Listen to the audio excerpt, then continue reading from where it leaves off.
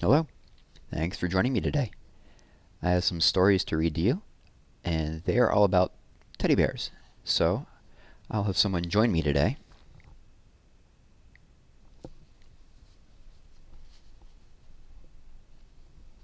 Here you go, bud. And we're going to start today with This is the Bear.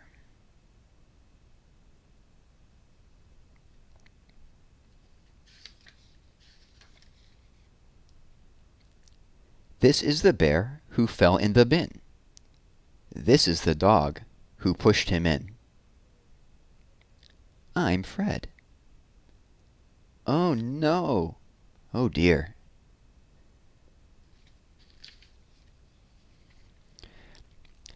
This is the man who picked up the sack. This is the driver who would not come back. This is heavy. Fred's in there. Stop, stop. Let's go.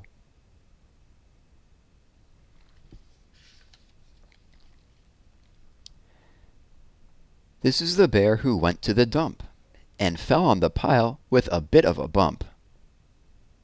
Ouch!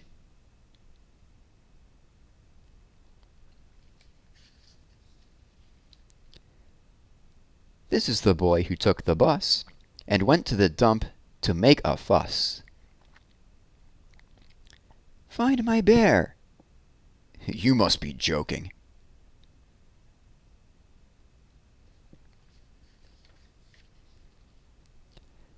This is the man in an awful grump who searched and searched and searched the dump. Not here. Not there?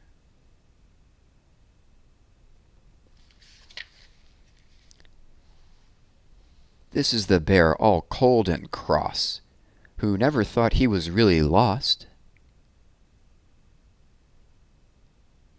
Here I am.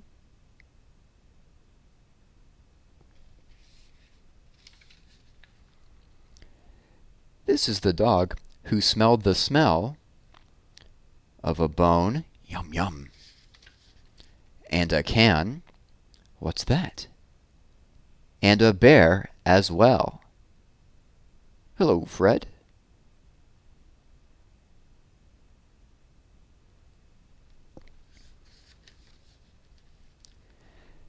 This is the man who drove them home, the boy, the bear, and the dog with a bone.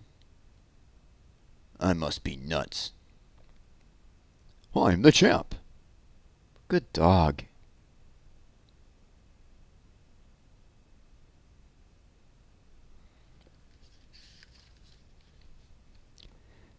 This is the bear, neat as a pin, who would not say just where he had been. A little trip.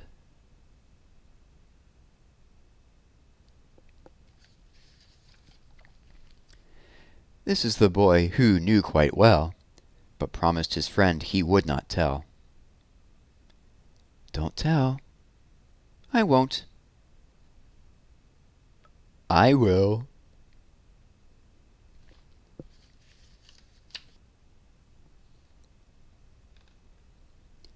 And this is the boy who woke up in the night and asked the bear if he felt all right, and was very surprised when the bear gave a shout, "How soon can we have another day out?"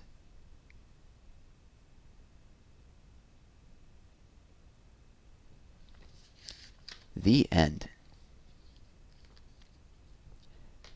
That was a story of a bear who accidentally got lost and then found. But what about a bear who tries to get lost and then found? This is a story by Jane Hissey from Old Bear Tales called Sunshine Sam and the Special Present.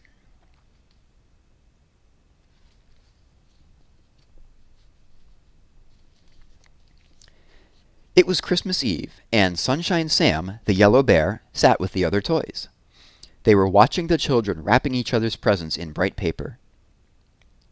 "We were all presents once," said Tom Ted. "It was lovely, wasn't it?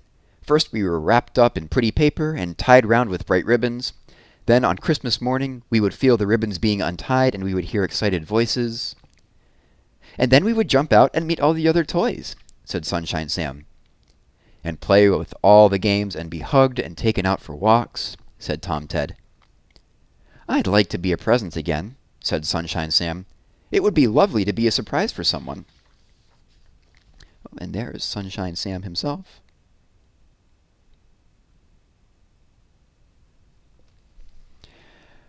But nobody would be surprised by you now, said Tom. The children would just be disappointed because you aren't new. I'd still like to try, said Sam.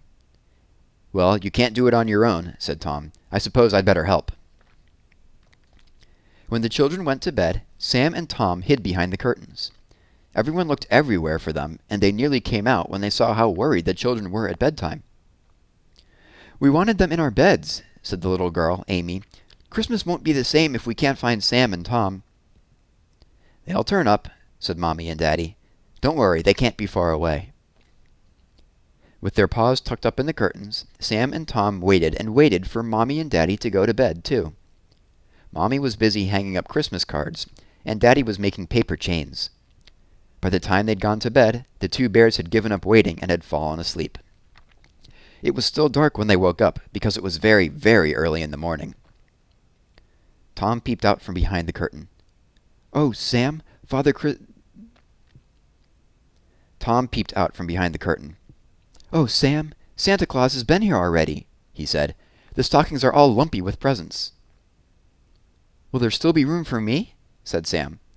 Of course there will, said Tom. Come on, it's time to wrap you up. The two bears crept over to where the wrapping paper was kept and chose the brightest, prettiest paper they could find. Will it fit? Asked Sam. I don't want my paws to stick out. It looks fine, said Tom. Come on, we must hurry. It's getting lighter every minute. Sam chose the ribbon next, a bright, shiny red one. Look, Tom, isn't this lovely? He said, stroking it with his paw. Yes, said Tom, and it is time I was tying you up with it. Hurry now if you want to be a present. The children will soon be down to see what's in their stockings. Sam and Tom carefully climbed up to the top of one of the stockings, carrying with them the paper and the lovely red ribbon.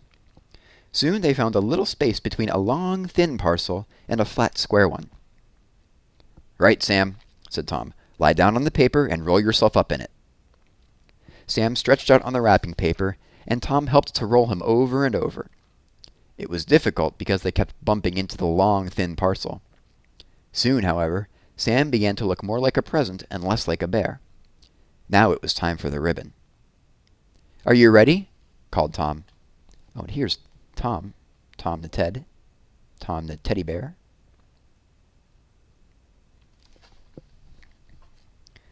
Sam's muffled voice came through the layers of paper. Tie me up. I'll really be a present then. Tom folded over the ends of the paper and wrapped the red ribbon around Sam's tummy. Then he tied a lovely bow. Have you finished? Called a muffled Sam. Yes, you're all ready, said Tom, tucking the bear-shaped parcel into the top of the stocking. See you later, Sam. He climbed carefully down and settled himself on the sofa to wait for the children. He didn't have long to wait. In less than an hour, the children rushed into the room. He's been! They cried when they saw the bulging stockings. Just look at all the presents. And take a look at those presents. Was one of those Sunshine Sam, do you think?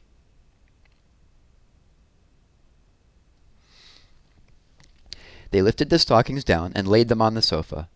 It was then that they saw Tom. Tom Ted, they cried, you're here after all. We did so want you to share the fun, but we still haven't found Sunshine Sam. Christmas just won't be the same without him.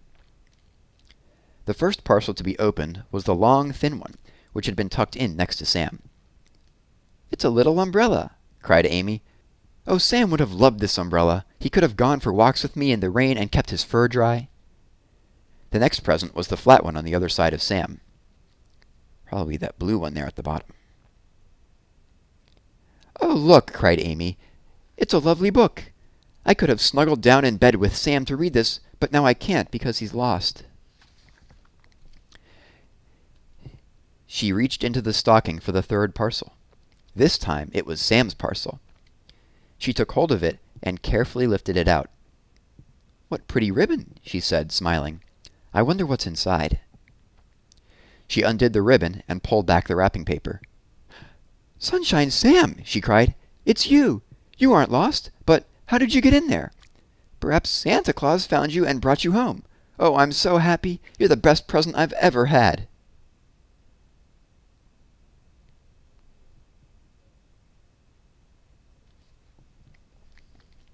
And she tied the lovely red ribbon round Sam's neck in a big bright bow, and she showed him her umbrella and her book.